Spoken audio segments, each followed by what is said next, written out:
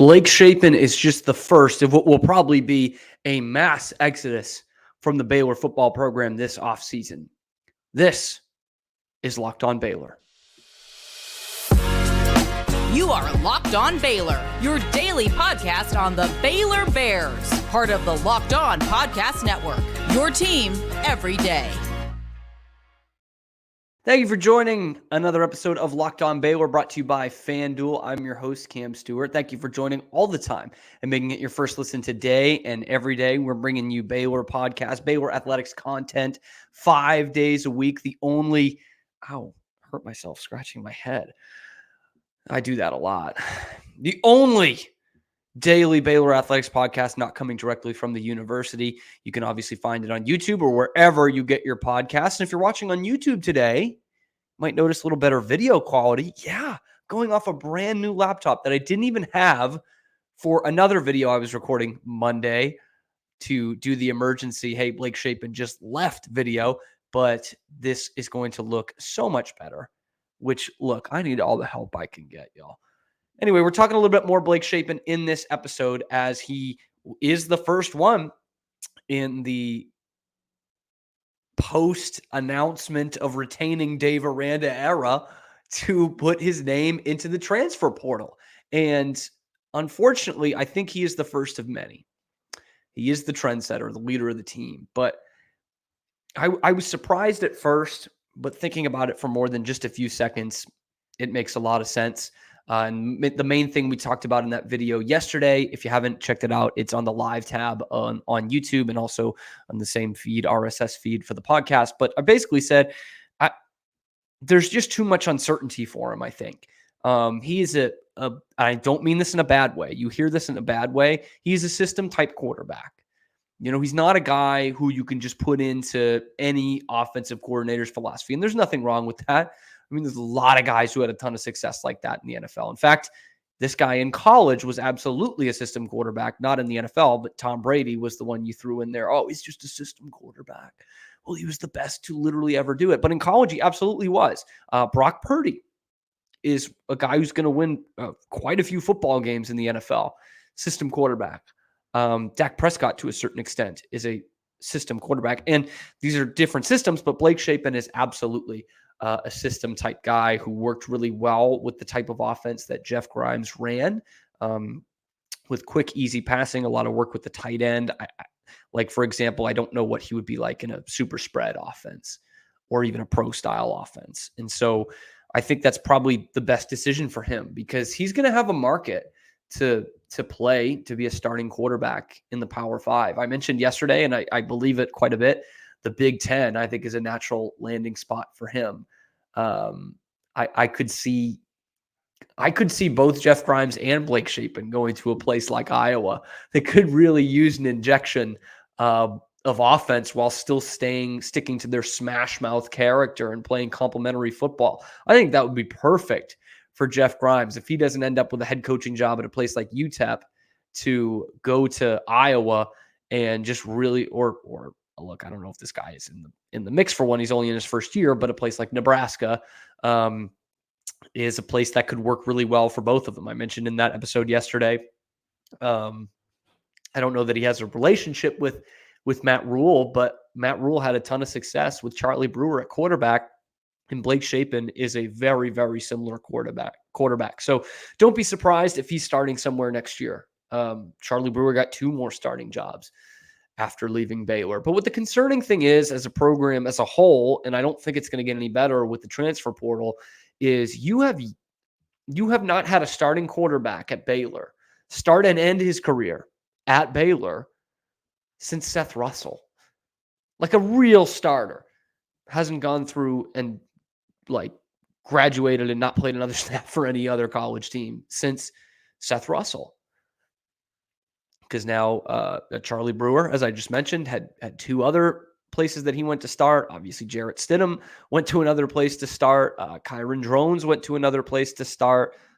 So it's kind of a long line here, and I don't know that that's going to get any better with the way the transfer portal is. Now, the concerning thing for me is this is absolutely a leader of your team. the starting quarterback, the guy you gave the confidence to, you, this coaching regime, were just waiting on the time that he was going to be ready and he was going to play. And he beat out an upperclassman who came from the previous regime and Gary Bohannon. And then when his job was on the line again, you gave him the confidence again, the vote of confidence again in this past offseason when he beat out Sawyer Robertson. So that guy who the Dave Aranda has staked his claim to in the Dave Aranda era, he is the quarterback of the Dave Aranda era. The day after it's announced that Dave is coming back, he says, I don't think this place is for me right now. And look, he was a loyal servant to Baylor. I'm sure he loves Baylor. Nothing he's shown us would have us think otherwise.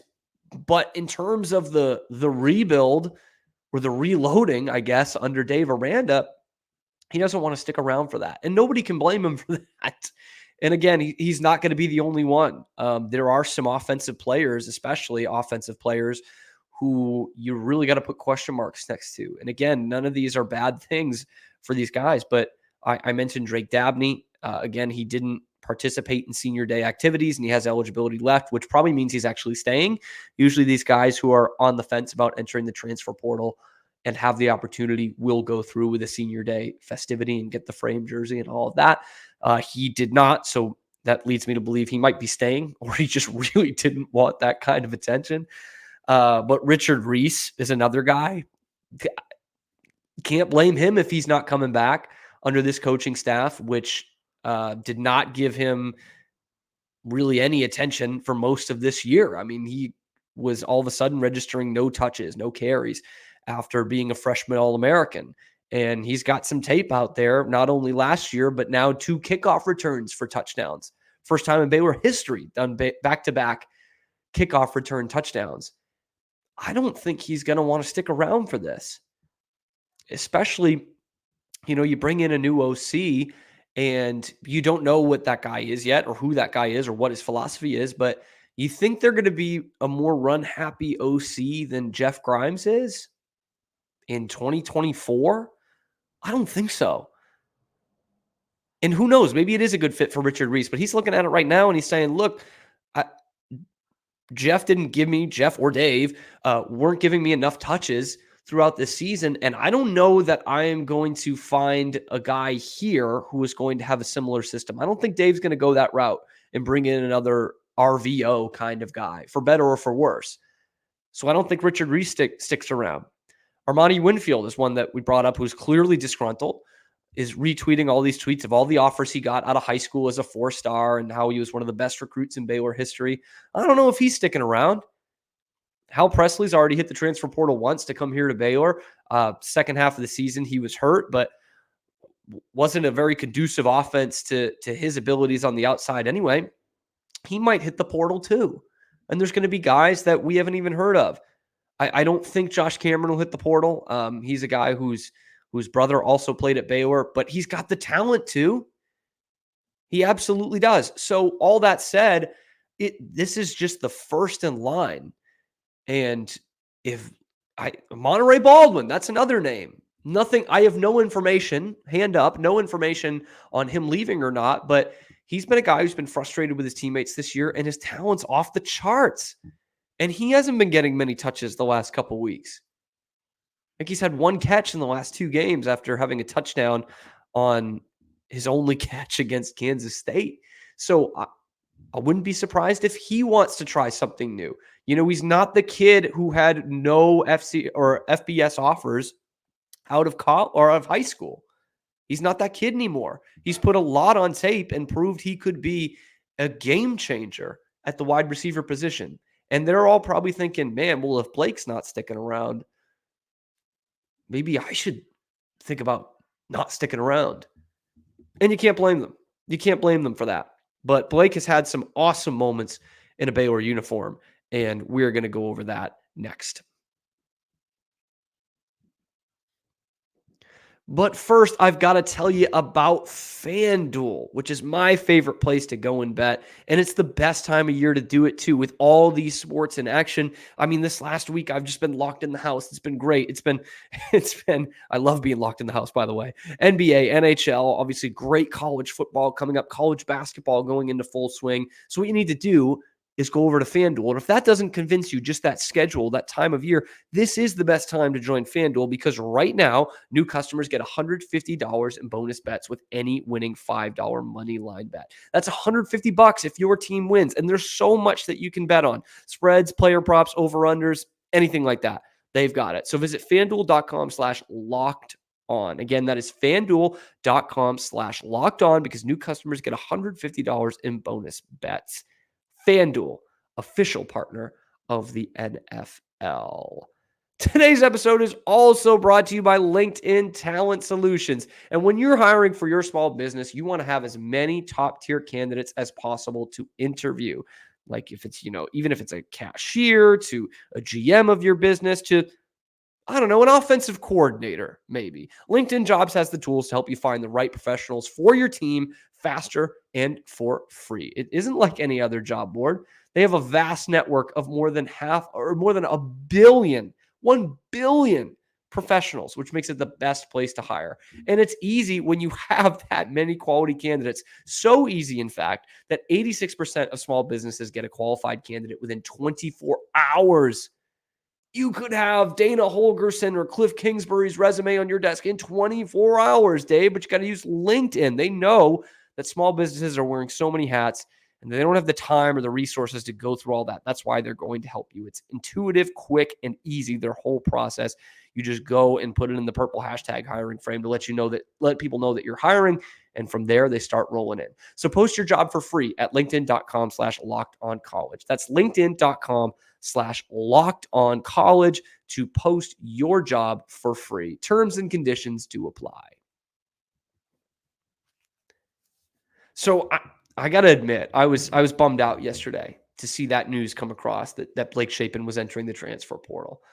This kid's been through a lot at Baylor in not a long time. I mean, 2 seasons plus a handful of games at the end of the 2021 season. But I made the comment that at this time last year, if he had made that decision, so many Baylor fans would have been hooting and hollering for joy that Blake Shapen was leaving, because I thought he was unjustly dragged, really is the word, dragged through the mud for his performances in a compromised 2022 season. And what I mean by compromised is he got a head injury in week 5, I think it was, or 6, against West Virginia, where he was having the game of his life, by the way. And he got a head injury that I don't know that he ever really got 100% back from. It's not something that you just rehab. There's no amount of sweat that can fix a head injury. And that doesn't mean he wasn't healthy enough to play, because I don't think he would have been out there if he wasn't healthy enough to play, but he wasn't 100%. And the numbers took a serious nosedive after that. And this year, he was the best player in the game against Texas State in a game that they lost, and he was knocked out hurt late in that game. And then a few weeks later, he comes back. His first game back is the game at UCF. And I think this is one of the legendary performances that you'll remember from Blake Shapen. And I remember just being so excited after this game, because I really thought they had found something in an offense, that they obviously had this great momentum, and that they had their quarterback back. And that was really the biggest form of optimism, was that he was back in the game. And he had a slow start in that one. I remember his first pass should have been picked off. But overall, he goes 21 for 34 for 293 and a touchdown, and leads 2 2-point conversions, leads a 28-point comeback. He did that. The defense was awesome in the second half of that game. Caden Jenkins has the big play, right? The scoop and score that puts them right back into things. But you look towards your leader, and Blake Shapen was the leader. He was playing not at 100%. He was still getting banged up. He brought himself back for the betterment of the team, and he didn't let them quit in that game. He wasn't the only one, but being the quarterback and the figurehead, he did not let them quit in that game. And it was actually, I mean, it sounds cheesy, but it was inspiring. It truly was. And that's one of the great moments. And I think people are so quick to forget for the end of that 2021 season, he saved them. And that Baylor team, that defense was so good that we didn't even put any value really on the quarterback position because they were that good defensively. In fact, the morning of the Big 12 championship game, we still didn't know who the quarterback was going to be. And I don't think many of us really cared in that game. And it ends up being Blake Shapen. And in that game, he faces a top 10 defense in the entire nation in Oklahoma State, the favorite in that game, and a team trying to get to the college football playoff. So not much more to play for than that, other than the conference championship. Oh, yeah, and a spot in the playoff. A team that Gary Bohannon just could not move the ball against the first time they played them. Blake starts 17 for 17, which was a record at AT&T Stadium, the stadium that the Dallas freaking Cowboys play in. He had the record for most consecutive completions to start a game in that stadium. Probably still does. 3 touchdown passes and a 21-3 lead. I mean, he was nails in that game. And then in the second half, he has a big scramble first down run, and he's hit and hurt on that play, plays hurt the rest of the game, and leads them to the Big 12 championship. So when the money was on the table that year, he comes in the middle of a game against Kansas State when Gary gets hurt, gets the hands at 10-2, and gets the car in the driveway in a tough road environment against a good defense in Kansas State. They win that game. He wins the game against Tech the next week. I remember he had a 75-yard touchdown pass on the first play, and then beats a top, I think they were 6th in the nation, Oklahoma State overall, in a top 10 defense, and just gashes them, rips them to shreds, and wins the conference championship for you. If he retired right then, he's already a Baylor legend. Instead, he stuck around, took a lot of crap, and then came around again, took some serious beatings, kept this team in line for the most part, and just gave it 110% effort every game of his career at Baylor. And even with all the crap he was going through on social media and by fans and by some media, he took it all with so much class, represented Baylor so well, never whined, never complained, and answered every question so maturely, even though he probably didn't want to most of the time. And that is the kind of leader that Blake Shapen was, and that is the hole that you have to fill. Now, the good news for Baylor fans is Sawyer Robertson, who obviously was a 4-star recruit out of high school, went to sign to play for Mike Leach, a ton of talent, and showcased that on Saturday night against West Virginia. 17 for 19, well over 200 yards and a touchdown. So showed the glimpses of the arm talent and the quarterback that he can be. A far cry from what it was those first couple weeks of the year when Blake was hurt and he was kind of thrown to the wolves against teams like Utah and Texas. And it wasn't pretty at the beginning of the year. But that is the bonus for Baylor, is that you have a guy there. You have a quarterback. So it sucks. It sucks that Blake's out the door, and there is still, of course, some doubt of what Sawyer can do for a whole season. But he truly showed that there is a plus side there. He showed that on Saturday. So sad to see Blake go. I really am, but he is going to have success where he goes. And I've seen a few of these in the comments. If you are a Baylor fan who is not wishing him success or wishing that he had left sooner or don't let it hit you on the way out kind of fan, don't be that guy, because it's disingenuous. I mean, if you don't wish the best for this kid, you're not, or anyone that leaves the program on good terms, which they all have, then you suck. I'm sorry, just screw. Like, we don't need any more of that. To be critical of players is okay, but to say don't let it hit you on the way out, like I've seen some of these comments, not cool. So wishing Blake all the success in the world. But yes, he is the first of many to be part of this mass exodus from the football program this year. And one of the changes outside of quarterback is that Dave Aranda is back to calling the defensive plays. Let's take a look at defensive coordinator Dave Aranda after this message.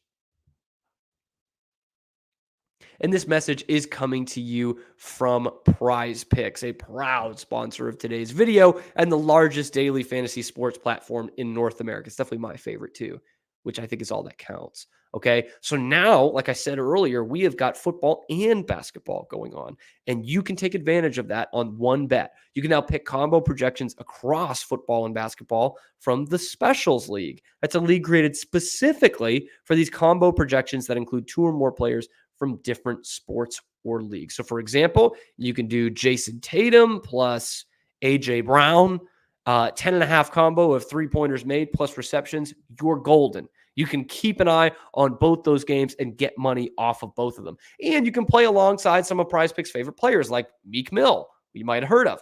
You can now find community plays under the promos tab of the app to view entries from guys like Meek Mill and some of the big names in the Prize Picks community each week. And my absolute favorite part about it is it offers a reboot policy so that your entries stay in play even if one of your players gets injured. So for football and basketball games, if you have a player who exits the game in the first half and doesn't return in the second, that player is rebooted. And Prize Picks is the only daily fantasy sports platform with injury insurance going with it. So now is the absolute best time to get involved. You got to go to prizepicks.com/lockedoncollege and use the code lockedoncollege for a first deposit match up to $100. So that's prizepicks.com/lockedoncollege and then use the code lockedoncollege for a first deposit match up to $100.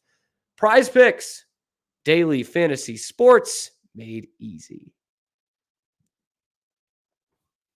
So we know maybe too much about what Dave Aranda can do as a head coach, but he was one of the most sought after coordinators at the time that Baylor hired him because he was the defensive coordinator of the national champions at LSU. And I've said it time and time again.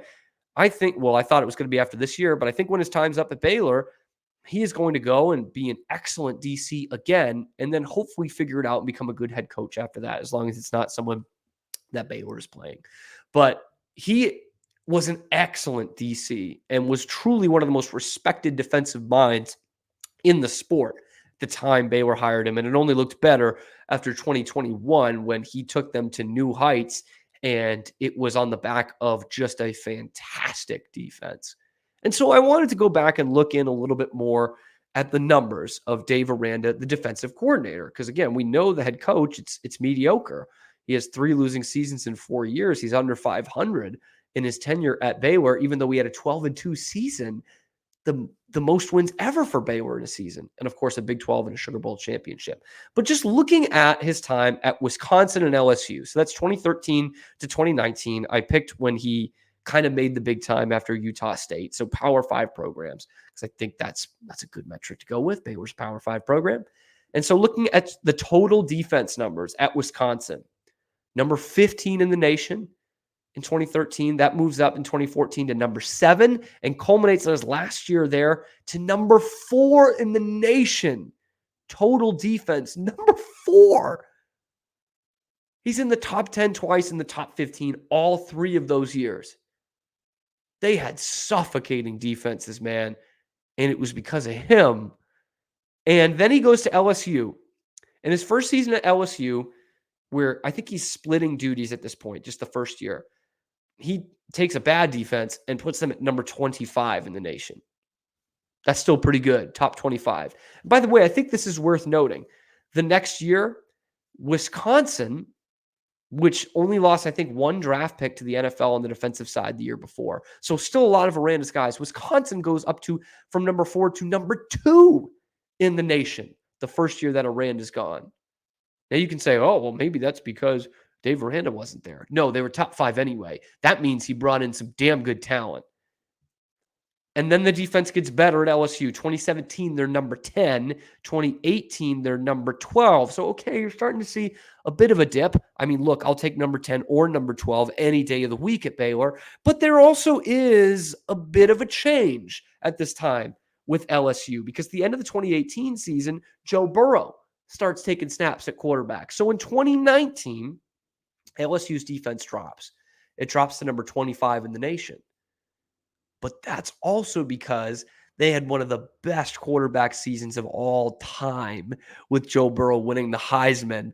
And yeah, they were putting up 40, 50 points a game. Your defense takes a hit when your offense is scoring in a minute and a half every time, and your defense is on the field a lot more.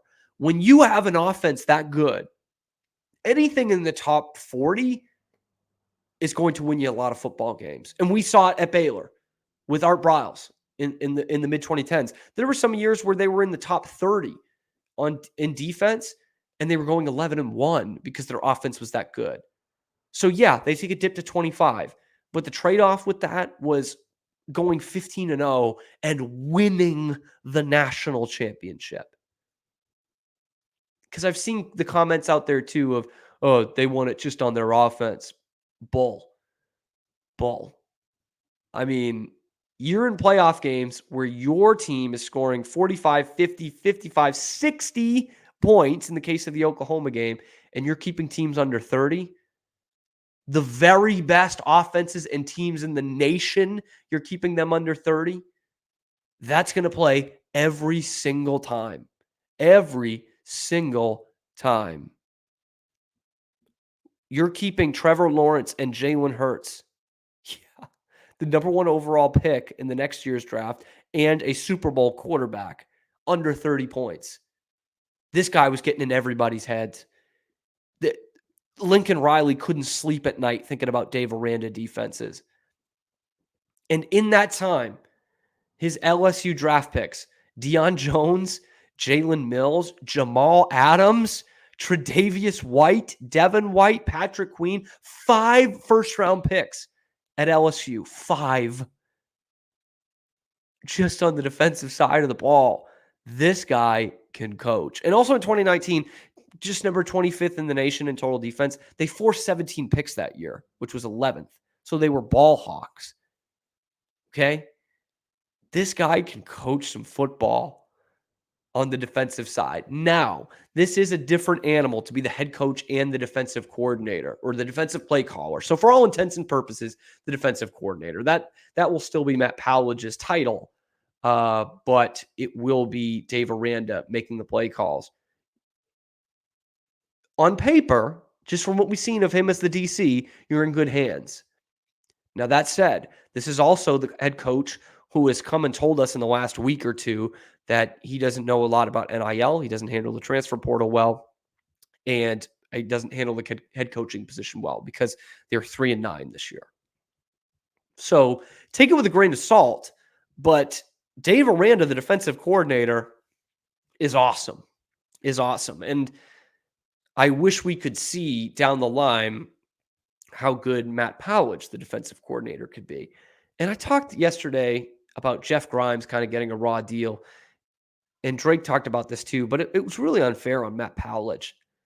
Dave brings in one of his guys that is still young, hungry, and has learned under Aranda and gives him a defense that's all freshmen and sophomores. He knows the talent's not there, at least not yet. These guys are young. There's no experience, and there's very little talent on that side of the ball. And he brings in a first-year DC and says, okay, go ahead. Figure this out. Your first time as a full tilt DC, go and figure it out. That sucks. And now Powledge gets demoted. And I got to believe he's looking to see who's going to give him a call. He's like, man, I busted my butt to come down here and be the defensive coordinator. And I get this deck with no aces in it. And that's what this guy hands me. And it's not good, but it's only my first season. And now I'm demoted. Now I'm not the play caller. Are the players going to be listening to me, or are they going to be listening to Dave? Dave's the one calling in the plays on Saturdays. It's a rock and a hard place for him to be in. So on one hand, this is my mentor. This is the guy who still can take me where I need to be, right? And I'm in the Power 5. I do have a great opportunity here as the first-time defensive play caller. Now that's gone, but I still have a good opportunity here at Baylor versus do I take the risk to be a defensive play caller again like I worked all these years for? And who's it going to be under? Is it going to be someone I haven't worked with before? Who knows? Joey McGuire likes him a lot. I don't think they're ready to make a DC change, but it's just a rock and a hard place for him. And I know it's part of the business, but it just seems it's just another notch in the belt of the argument. Why would a coordinator want to come here to Baylor in this situation right now? But this is the last chance. And so that's why I wanted to break it down. Can we put the confidence in Aranda to be the play caller on the defensive side and that be the fix of all these problems? I don't think so, because that's a huge jump to take on in a year for a coach who's on the hot seat and has already told us he can't handle all the things to be a head coach to then take on extra responsibility. I don't know. Thanks for tuning in. Let me know what you think down in the comments. Be sure to like and subscribe. Leave a comment down there. Everything helps with that. We're going to be going over offensive coordinator potential hirees tomorrow, which I can't wait for. That's going to be a fun show. We will have a basketball game to break down, but Baylor men's basketball in the top 10 now, by the way. Congratulations to Scott Drew and the boys. That's just for posterity. We all know they were in that anyway, based off Ken Palm. They might be number 1 soon in Ken Palm. So all good news going on there. But we're going to break down some potential OC candidates. And there are some familiar names and ones that might surprise you, or familiar names that also might surprise you. Thank you for making this your first listen today and every day. Find us on YouTube or find us wherever you can find your podcasts. We're there 5 days a week. And in some cases, weeks like this, we'll put out like 10 episodes in a week. So I'm Cam Stewart. Thank you for tuning in. And this is Locked On Baylor.